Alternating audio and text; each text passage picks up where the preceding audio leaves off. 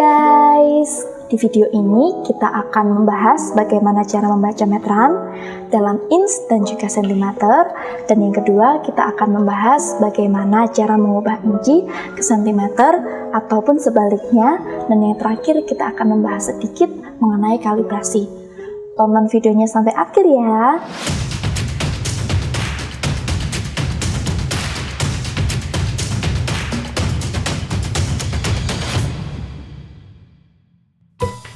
Kak, 3/4 inch itu berapa sentimeter ya? Waduh, nggak tahu mbak. 3/4 inch itu berapa sentimeter ya? Nggak lebih lagi. Kak, 3/4 inch itu berapa sentimeter ya? Mana ya meteran saya? 9,5 ya mbak? Kak, 3/4 inch itu berapa sentimeter ya? Aduh, berapa ya? Nggak paham aku. Permisi Kak, Ya? boleh nanya-nanya sebentar? Ya? 3/4 inch itu berapa sentimeter ya? 8,6 bukan ya? Bukan Kak, jadi jawabannya adalah 9,52 cm. Kok bisa? Bisa sih, mari kita belajar sama-sama. Oke. Jadi ini adalah alat ukur yang sering kita sebut dengan meteran. Dalam meteran ini kita bisa lihat bahwa ada dua jenis satuan. Pertama, yang jarak pembatasnya lebih kecil disebut cm. Bisa dilihat di sini, 1 cm dihitung antar garis pembatas ini. Lalu, untuk garis kecil-kecil ini bernilai 0,1 atau 1 mili. Nah, untuk yang kedua, sisi sebaliknya ini disebut inci. Kita lihat di sini, dalam inci juga ada garis-garis kecil. Agar lebih mudah, di papan sudah saya siapkan contoh yang lebih besar. Dari 0 sampai dengan 1 ini kita sebut sebagai 1 inch. Kita lihat bahwa 1 inch ini dibagi menjadi 16 garis, atau bisa disebut juga 1/16. Di sini dimulai dari 1/16. Selanjutnya 2/16, 3/16, dan seterusnya. Sampai yang terakhir 16/16 atau yang kita sebut dengan 1 inch. Tapi mungkin kalian pernah mendengar seperti setengah inch, 1/4 inch, 3/4 inch, dan sebagainya. Jadi sebenarnya itu tuh adalah bentuk dari penyederhanaan 1/16. Seperti di sini ada 2/16, bisa disederhanakan menjadi 1/8. Lalu 4/16 bisa dibagi menjadi 1/4.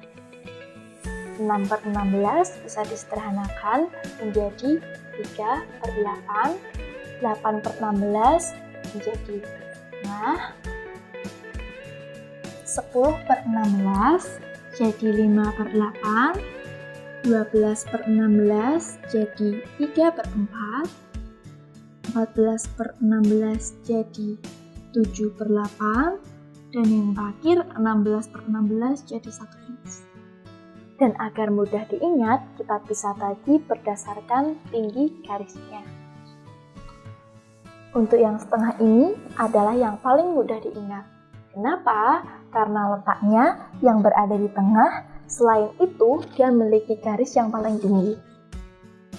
Untuk lebih mudah lagi, kita cukup membedakannya berdasarkan 3 tinggi garisnya. Yang pertama, yang paling pendek nih, ini bisa kita sebut sebagai /16. Yang paling pendek kedua, di sini kita sebut dengan /8, dan yang agak tinggi ini, mulai di sini, ini kita sebut sebagai /4. Nah, kita sudah belajar bagaimana cara membaca inch dan juga sentimeter. Untuk yang kedua, kita akan belajar mengenai cara merubah inci ke sentimeter dan sebaliknya. Cara yang pertama cukup mudah. Kita tinggal membaliknya.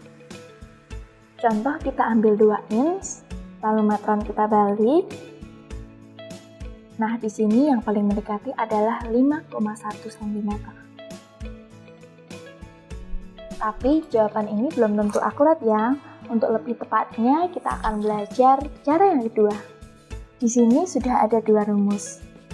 Yang pertama, untuk lebih mudahnya kita harus merubah inci dalam pecahan menjadi per desimal.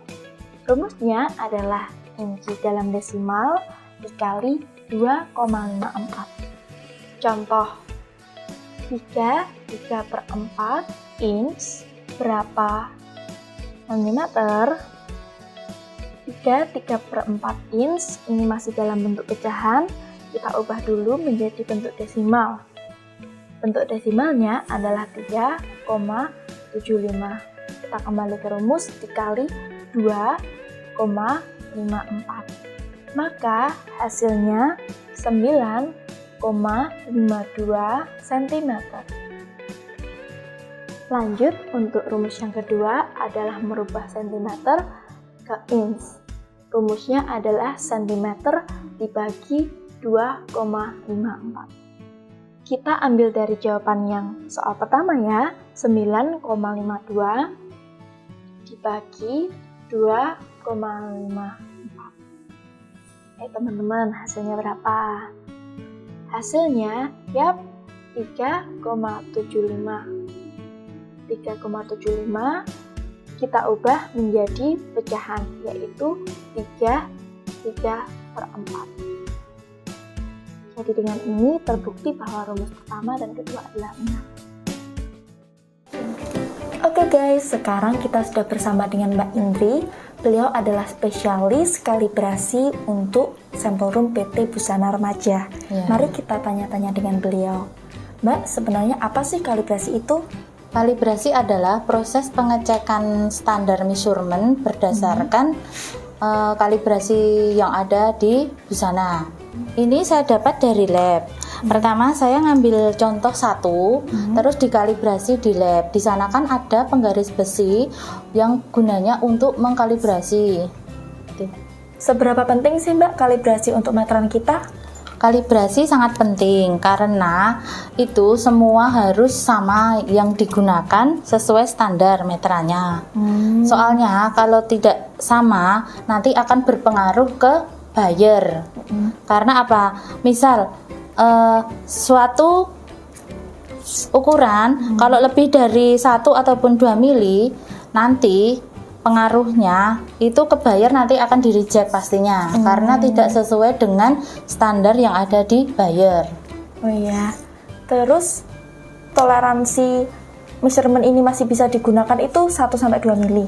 Paling enggak 1 mili lah. Oh, 1 mili. Terus kapan kita harus mengkalibrasi meteran kita ya, Mbak? Kalau yang meteran gantung itu minimal 3 bulan sekali. Kalau yang tempel itu minimal 6 bulan sekali. Oke, terima kasih banyak untuk waktunya dan juga informasi yang berguna buat kita. Gimana guys? Kalian pasti udah paham kan bagaimana cara membaca meteran dalam inch dan juga dalam sentimeter? Dan juga pastinya kalian juga udah paham tentang bagaimana cara mengubah inci ke sentimeter dan juga sebaliknya. Kalau untuk karyawan PT Busana Remaja, meteran ini sangat berguna buat kami, seperti untuk mengukur fabric, mengukur aksesoris, mengukur pattern, membuat pattern, terus mengukur garment pada waktu fitting. Sampai di sini dulu ya guys. Jika kalian ada pertanyaan, silahkan ketik kolom komentar. Jangan lupa untuk klik subscribe dan juga loncengnya biar kalian tidak ketinggalan video-video terbaru kami. Jangan lupa share ke teman kalian juga ya. Terima kasih. Bye-bye.